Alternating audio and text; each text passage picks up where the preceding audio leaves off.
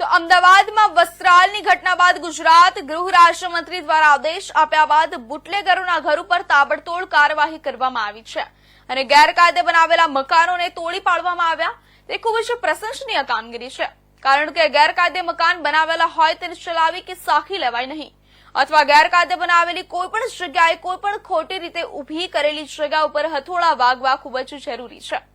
જેમાં ખાસ કરીને એસએમસી સ્ટેટ મોનિટરિંગ સેલ દ્વારા એક લિસ્ટ તૈયાર કરવામાં આવ્યું હતું, જેમાં આજે અમદાવાદના દરિયાપુર વિસ્તાર ખાતે આવેલું મનપસંદનું જીમખાનાના ત્રીજા માળે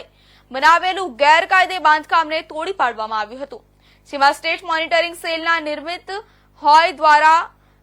જણાવવામાં આવ્યું હતું કે અમે એક લિસ્ટ તૈયાર કર્યું છે, જે યાદી પ્રમાણે તમામ બુટલેગરોએ જે ગેરકાયદે પ્રવૃત્તિમાં જોડાયેલા અને ગેરકાયદે બાંધકામ કરેલી જગ્યાઓ પર હથોડા વાગશે તથા ગઈકાલે સ્થાનિક પોલીસના દરિયાપુરમાં ડિમોલિશન બાદ આજે નીલકંઠ રોય દ્વારા પોતે હાજર રહીને દરિયાપુર મનપસંદ જીમખાના ખાતે ગેરકાયદે બાંધકામની કાર્યવાહી કરવામાં આવી હતી।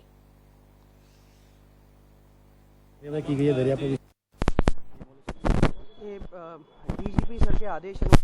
एसएमसी ने एक लिस्ट बनाई थी, जिसमें जो एसएमसी ने प्रीवियस रेड्स करी थी उसमें जो अपराधी थे उन अपराधियों की जो प्रॉपर्टीज़ थी, उन्होंने जहाँ जहाँ पे जो है गैरकायदेसर जो है कंस्ट्रक्शंस किए थे उन सब कंस्ट्रक्शंस को आइडेंटिफाई किया गया है। और जहाँ जहाँ ये हमारे ध्यान पे आया कि कंस्ट्रक्शन जो है इलीगल है कि एनक्रोचमेंट है, तो वहाँ वहाँ हमने संबंधित जो है अधिकारियों को ये